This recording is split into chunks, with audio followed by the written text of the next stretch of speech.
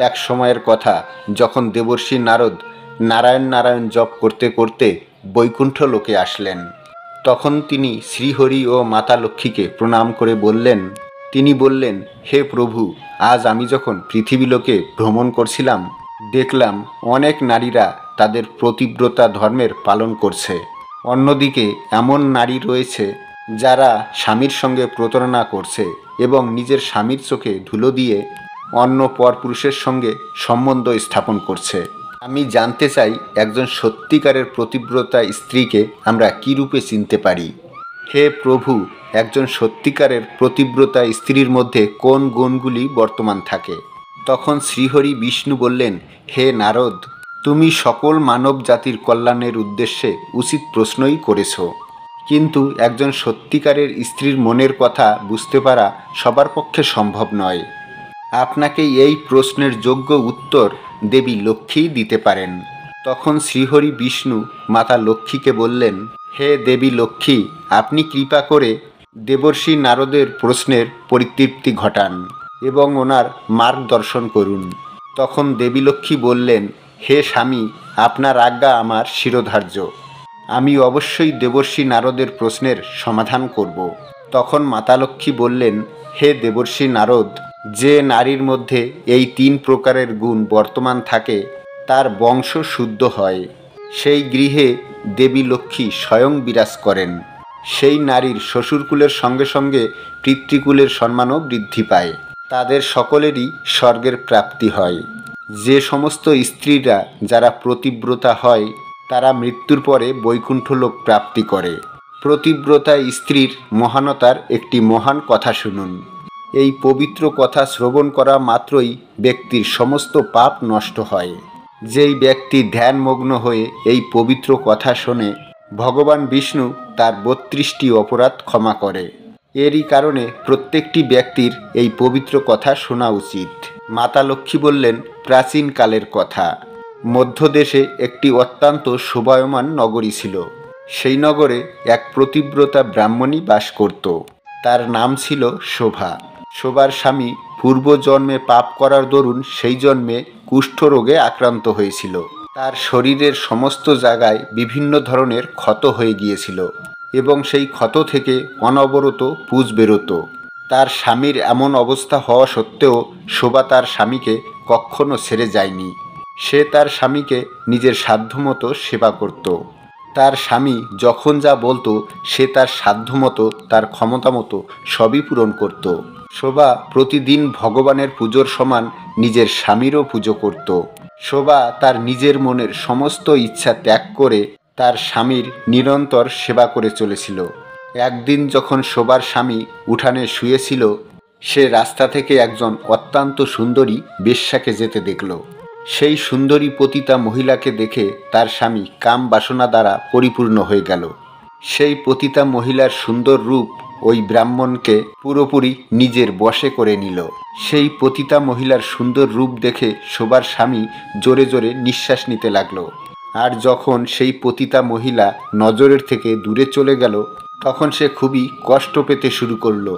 স্বামীকে এইভাবে জোরে জোরে নিঃশ্বাস নিতে দেখে সেই পতিব্রতা স্ত্রী তার স্বামীর কাছে দৌড়ে চলে এলো এবং তার স্বামীকে জিজ্ঞাসা করতে লাগলো, হে নাথ, আপনার কি হলো? আপনি এত জোরে জোরে নিঃশ্বাস কেন নিচ্ছিলেন? আপনাকে দেখতে এত উদাস লাগছে কেন? আপনার যা সমস্যা থাকুক না কেন আপনি আমাকে বলুন, আমি তার সমাধান করব। আপনার যে কার্যই থাকুক না কেন আমি তা সম্পূর্ণ করব। হে প্রাণনাথ, আপনিই আমার গুরু, আপনিই আমার প্রিয়তম। স্ত্রীর এই রূপে জিজ্ঞাসা করায় তার স্বামী তাকে বলল, হে প্রিয়ে, আমি যা চাই তুমি তা আমায় দিতে পারবে না। তুমি কেন, কেউই আমায় তা দিতে পারবে না। এরই কারণে এই ব্যাপারে ব্যর্থ কথা বলা উচিত হবে না। তখন শোভা বলল, হে নাথ, আমি বিশ্বাস করি যে আমি আপনার কার্য সম্পূর্ণ করতে পারবো। আপনি শুধু আমাকে আজ্ঞা দেওয়ার কষ্ট করুন। আমি আমার শরীরের সম্পূর্ণ শক্তি দিয়ে সেই কর্ম করার চেষ্টা করব। সেই কাজটি সম্পূর্ণ করার জন্য যে যে উপায় করতে হোক না কেন সেই সমস্ত কিছুই করব।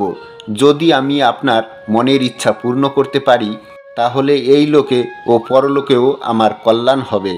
তখন শোভার স্বামী বলতে লাগলো, হে প্রিয়ে, কিছুক্ষণ আগেই এই রাস্তা দিয়ে একজন পতিতা যাচ্ছিল। তার শরীর অত্যন্ত সুন্দর ও মনোমোহক ছিল। ওকে দেখে আমার হৃদয় কাম অগ্নি দ্বারা পরিপূর্ণ হয়ে গেছে। যদি তুমি কোনো এমন উপায় করতে পারো যাতে ওই সুন্দর বেশ্যাকে আমি পেতে পারি, তাহলে আমার জন্ম সফল হয়ে যাবে। হে দেবী, তুমি ওর সাথে আমার মিলন করিয়ে আমার কাম অগ্নি শান্ত করো।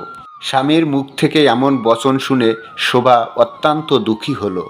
সে দুঃখ লুকিয়ে, নিজের চোখের জল লুকিয়ে স্বামীকে বলতে লাগলো, হে নাথ, আপনি ধৈর্য রাখুন, আমি আপনার এই কাজ অবশ্যই সম্পূর্ণ করব। আমি সেই বেশ্যার সঙ্গে আপনার মিলন করাবো। এমনটা বলে সেই পতিব্রতা নারী মনে মনে কিছু বিচার করল। তারপর সে রাত্রির অন্তিম প্রহরে ঘুম থেকে উঠে হাতে গোবর আর ঝাড়ু নিয়ে ঘর থেকে বেরিয়ে গেল। মাতা লক্ষ্মী দেবর্ষি নারদকে বললেন, হে দেবর্ষি নারদ, সে যখন যাচ্ছিল তার মনে অত্যন্ত প্রসন্নতা ছিল। তারপর সে গোবর আর ঝাড়ু নিয়ে সেই বেশ্যার গৃহের সামনে উপস্থিত হলো। তারপর সেই বেশ্যার উঠোনটি সে ঝাড়ু দিয়ে ঝাড় দিয়ে দিল এবং সেই গোবর দিয়ে সুন্দর করে উঠোনটি লেপে দিল এবং সকলের দেখার আগেই সে সেখান থেকে চলে গেল। এই প্রকার সেই পতিব্রতা নারী 3 দিন ধরে সেই বেশ্যার উঠান ঝাড় দিয়েছিল এবং লেপে দিয়েছিল। অপরদিকে সেই বেশ্যা মহিলা যখন দেখল তার উঠোন এত সুন্দরভাবে পরিষ্কার করা, তখন সে তার সেবকদেরকে জিজ্ঞাসা করল, এত সুন্দরভাবে আমার উঠান কে পরিষ্কার করেছে? তার সেবকরা উত্তর দিল, মালকিন, আমরা তো দেখতে পাইনি। আমরা ওঠার আগেই কে যেন প্রতিদিন সুন্দর করে উঠান পরিষ্কার করে দিয়ে যায়। তখন সেই বেশ্যা বলল, যে আমার উঠান এমন সুন্দরভাবে পরিষ্কার করে দিয়েছে, আমি তার সকল ইচ্ছা অবশ্যই পূর্ণ করব। সেই পতিতা মহিলা মনে মনে ভাবতে লাগলো, কে আমার এই উঠান প্রতিদিন পরিষ্কার করে দিয়ে যায়? কে এত সুন্দর করে আমার উঠান গোবর দিয়ে লেপে দিয়ে যায়? এটা জানার জন্য সেই বেশ্যা সারা রাত জাগলো। ভোর হতে না হতেই যখন সেই ব্রাহ্মণী ঝাড়ু আর গোবর নিয়ে তার উঠানের সামনে আসলো, তাকে দেখে সেই বেশ্যা অত্যন্ত অবাক হয়ে গেল। সে দৌড়ে এসে সেই ব্রাহ্মণীর হাত ধরে নিল। সে বলতে লাগলো, হে পতিব্রতা নারী, হে কল্যাণী, এটা আপনি কি করছেন? আমাকে পাপের ভাগীদারি করছেন? মাতা লক্ষ্মী তখন দেবর্ষি নারদকে বললেন, হে দেবর্ষি নারদ, তখন সে পতিতা মহিলা ঈশ্বরকে ডাকতে লাগলেন। বললেন, হায় ঈশ্বর, এটা আমি কি দেখছি? আমি তো এত বড় পাপের অধিকারী হয়ে গেলাম। তখন সেই পতিতা মহিলা শোভাকে বলতে লাগলো, আপনি আমাকে ক্ষমা করুন, আপনি এই কাজ করবেন না। এমনটা বলতে বলতে সেই পতিতা মহিলা ব্রাহ্মণীর পায়ে পড়ে গেল। আপনি কেন আমার ধন সম্পত্তি যশ আয়ুর ক্ষতি করছেন? আমি কোন অপরাধ করেছি? আমি যদি কোনো অপরাধ করি, আপনি আমাকে শাস্তি দিন। আপনার যা ইচ্ছা তাই আপনি আমার কাছ থেকে চাইতে পারেন। আমি কোনো কিছু চিন্তা ভাবনা না করেই আমি সেটি আপনাকে দিয়ে দেব। আপনাকে এই কার্য শোভা দেয় না। তখন সেই পতিব্রতা নারী বেশ্যাকে বলতে লাগলেন, তোমার কাছে আমার কিছু কাজ আছে। যদি তুমি তা করো তাহলে আমি নির্ভয় হয়ে বলতে পারি। যদি তুমি সেই কাজ সম্পূর্ণ করো তাহলে আমার মন শান্তি পাবে। তখন সেই বেশ্যা নারী বলতে লাগলেন, হে পতিব্রতা নারী, আপনি তাড়াতাড়ি বলুন আপনার মনের কি ইচ্ছা, আমি অবশ্যই তা পূর্ণ করব। আপনি তো একজন মহান পতিব্রতা নারী, আপনার কর্ম করলে তো আমার পাপ নষ্ট হবে। আপনার চরণ স্পর্শ করা মাত্রই আমি আমার সকল প্রকার পাপ থেকে মুক্ত হয়ে গেছি। কৃপা করে আপনি আমাকে তাড়াতাড়ি বলুন আমি আপনার কোন প্রকার সেবা করতে পারি। তখন শোভা লাজুক মুখ নিয়ে বলতে লাগলো, কিছুদিন আগেই আমার স্বামী তোমাকে দেখেছে। তোমার সুন্দর শরীরের উপর সে মোহিত হয়ে গেছে। তিনি তোমার সঙ্গে মিলন করার ইচ্ছে আমার কাছে পোষণ করেছেন। এমনটা শুনে সেই বেশ্যা চমকে গেল। সে কিছুক্ষণ এটা ভেবে দুঃখিত হলো, একজন কুষ্ঠ রোগীর সঙ্গে তাকে মিলন করতে হবে। তখন সেই পতিতা নারী ওই পতিব্রতা নারীকে বলতে লাগলো, হে দেবী, তুমি যদি তোমার স্বামীকে নিয়ে রাত্রে আমার গৃহে চলে আসো, তবে আমি এক রাতের জন্য তোমার স্বামীর ইচ্ছা অবশ্যই পূর্ণ করব।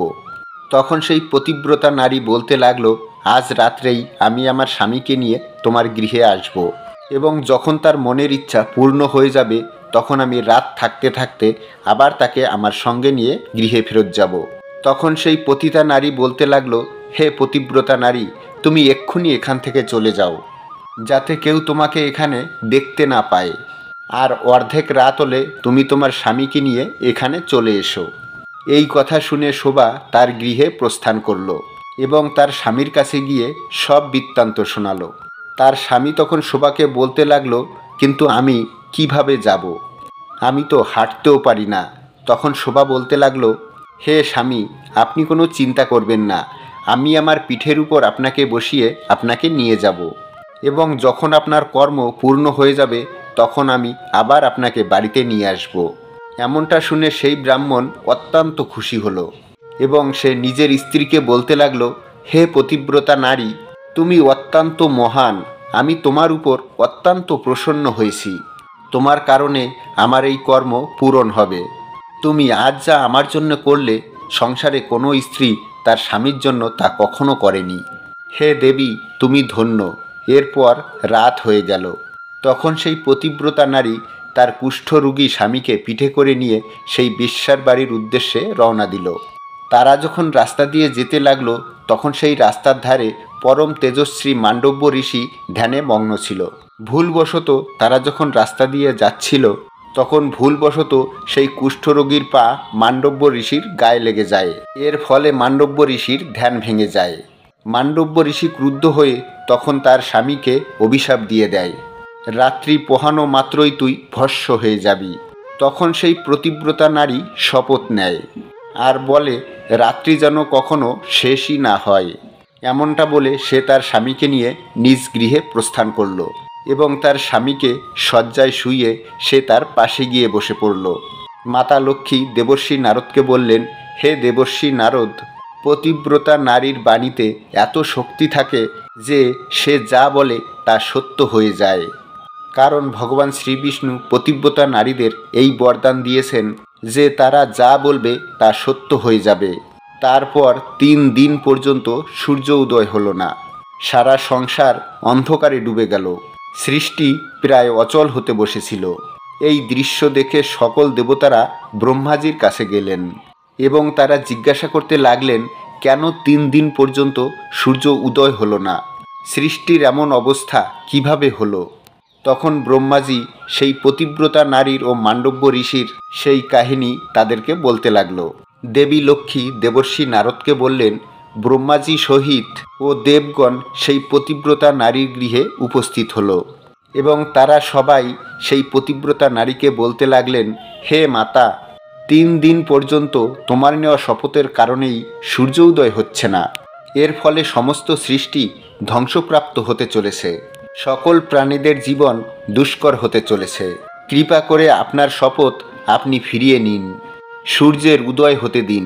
তখন সেই পতিব্রতা নারী ব্রহ্মাকে বলতে লাগলেন, হে ভগবান, একমাত্র স্বামীই আমার গুরু, আমার কাছে 3 লোকের থেকেও বড়। আর মান্ডব্য ঋষির শাপের কারণেই সূর্যোদয় হওয়া মাত্রই আমার স্বামীর মৃত্যু হয়ে যাবে। আমি কোনো লোভ, ক্রোধ বা মোহের বশে এমনটা করিনি। আমি শুধুমাত্র আমার স্বামীর প্রাণ রক্ষা করতে চাই। তখন ব্রহ্মাদেব বললেন, হে মাতা, তোমার স্বামীর আয়ু এতটাই ছিল, তার মৃত্যুর সঙ্গে সঙ্গেই পৃথিবীর কল্যাণ হবে। তুমি দয়া করে তোমার স্বামীর মৃত্যু হয়ে যেতে দাও, এতে তুমি অনেক পূর্ণ অর্জন করতে পারবে। তখন সেই পতিব্রতা নারী ব্রহ্মাদেবকে বললেন, হে দেব, আমার স্বামীকে ছাড়া আমার কোনো পুণ্যের প্রয়োজন নেই। ওনাকে ছাড়া কোনো লোকেই আমার সুখের প্রাপ্তি হবে না। আমার স্বামী আমার জন্য ঈশ্বরের সমতুল্য, এরই কারণে আমি ওনার ত্যাগ করতে পারবো না। তখন ব্রহ্মাদেব বললেন, হে কল্যাণী, তোমার এই প্রতিব্রতা ধর্মের কারণেই আমি তোমার উপর অত্যন্ত প্রসন্ন হয়েছি। তুমি এখন এই শপথ ফিরিয়ে নাও এবং সূর্য উদয় হতে দাও, যার ফলে সমস্ত সংসার সুস্থ হয়ে যাবে। আর আমাদের আশীর্বাদে তোমার কুষ্ঠরোগী স্বামী কামদেবের সমান সুন্দর হয়ে যাবে। ব্রহ্মাজি দ্বারা এমন প্রতিশ্রুতি পাওয়ার পর সেই পতিব্রতা নারী কিছুক্ষণ ভাবলেন, তারপর হ্যাঁ বলে তার শপথ তুলে নিলেন। সঙ্গে সঙ্গে সূর্য উদয় হলো আর সূর্য উদয়ের সঙ্গে সঙ্গে তার স্বামী ভস্ম হয়ে গেল এবং তার স্বামীর শরীরের ছাই থেকে কামদেবের সমান তার স্বামী বাইরে বেরিয়ে আসলো। এমনটা দেখে সেই পতিব্রতা নারী অত্যন্ত প্রসন্ন হলেন। তার স্বামী নিজের স্ত্রীর এই পতিব্রতা ধর্মের কারণেই নতুন জীবন পেল এবং নিজের করা ভুলের জন্য তার স্ত্রীর কাছে ক্ষমা প্রার্থনা করল। মাতা লক্ষ্মী দেবর্ষি নারদকে বলতে লাগলেন, এই প্রকারে এক পতিব্রতা নারীর হাতে সমস্ত সংসারকে শেষ করে দেওয়ার মতো ক্ষমতা থাকে। পতিব্রতা নারীর তেজের সামনে বড় বড় দেবতারাও তাদের মাথা নত করেন। সমস্ত সৃষ্টি এক পতিব্রতা নারীকে সম্মান জানায়। বন্ধুরা, আজকের এই কথা কেমন লাগলো অবশ্যই কমেন্টে জানাবেন। আর ভিডিওটি ভালো লাগলে অবশ্যই একটা লাইক করবেন। দেখা হচ্ছে আবার একটা কোনো নতুন ভিডিওর সঙ্গে। ততক্ষণ আপনারা আপনার পরিবারের সঙ্গে, আপনার ঈশ্বরের সঙ্গে সর্বদা হাসতে থাকুন, খেলতে থাকুন। হরে কৃষ্ণ, রাধে রাধে।